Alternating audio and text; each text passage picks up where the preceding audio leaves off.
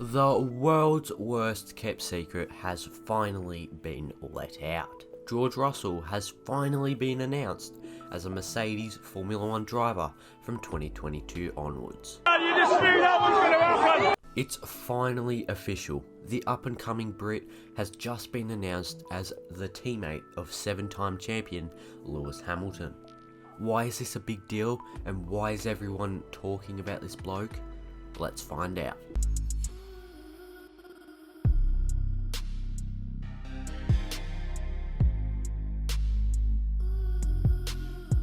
Before we even get to his racing career, we need to start off with his incredible time in karting, which began with winning the WTP Cadet British Karting Grand Prix in 2008. The next year he moved to the Corner Cadet class, and this is where we saw the brilliance that was George Russell, as he took honours in the Formula Kart Stars, won the British Grand Prix Karting for a second year on the trot, and slapped the competition in the British Open Championship.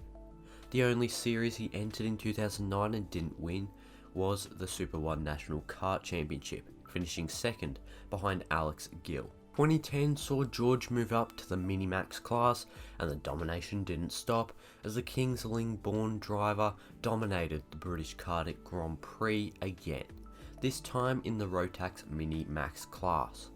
He takes the Formula Kart Stars title again and finally win the Super 1 national title in the Rotax Minimax class. In 2011, it is only stated that he competed in the SCUSA Super Nationals Tag Junior class, and the domination didn't stop as he swept the field that included Connor Dupe and Bruno Tomaselli. Who the fuck? 2012 will be his final season in karting, and as you guessed it, he only won 50% of the series he entered. But all 4 classes were full of talent, including IndyCar sensation Alex Palou and Dorian Boccolacci. 2014 was a glimpse of the future of British motorsport, as George would compete in the BRDC Formula 4 Championship, taking the title with 5 wins and 5 separate podiums in 24 races. In 2015, he would advance to the F3 European Championship, where he would take 1 win at Silverstone and 2 podiums at the Norrisring and Spa. Where have we seen that one before? This would lead him to 6th in the standings ahead of Alex Albon and behind Lance Stroll, Charles Leclerc, Jake Dennis, Antonio Giovinazzi and Felix Rosenqvist. In 2016, things got even better with GR63 taking 3rd position in the same series with 2 wins and 8 podiums, finishing behind Max Günther and Lance Stroll.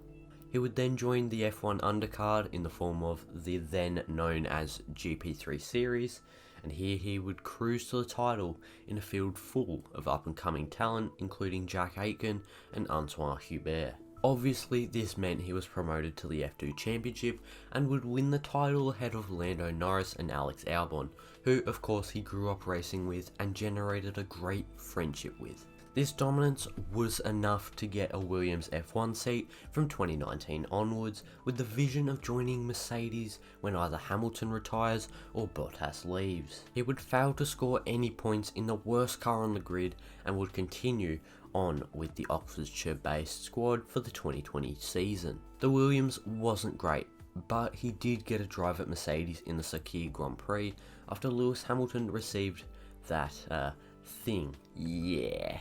Russell would be on course for a great result after qualifying 2nd behind Bottas and would lead by what felt like the length of an airfield, but the safety car would come out for an accident behind him between Leclerc, Perez and Verstappen.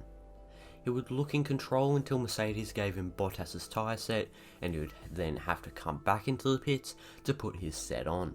He'd then be catching Perez in the lead, but it would all come crashing down after he received a rear left puncture. Thus he would then finish in 9th position, but had shown his raw talent.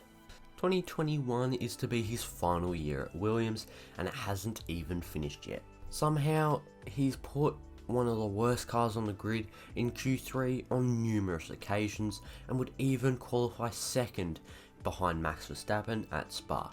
Of course, we know how that went, with Russell handed his first podium on a platter after just 2 laps of running and half points being awarded. But nevertheless, he showed how good he is, and this caught the attention of Toto Wolff. This has been rumoured for years now, and finally, after Valtteri Bottas left Alfa Romeo, we get to see George in a Mercedes full time from next year onwards. This guy is 100% going to be fighting for titles soon, and it could be a great battle between Russell, Verstappen, Leclerc and Norris in the years to come. Hopefully George doesn't have to play second fiddle to Hamilton and can fight with him, but who knows. Hopefully you enjoyed the video, and let me know if you think George will have to be a second driver to Hamilton, or will he be able to fight for victories. But for now, stay safe and goodbye.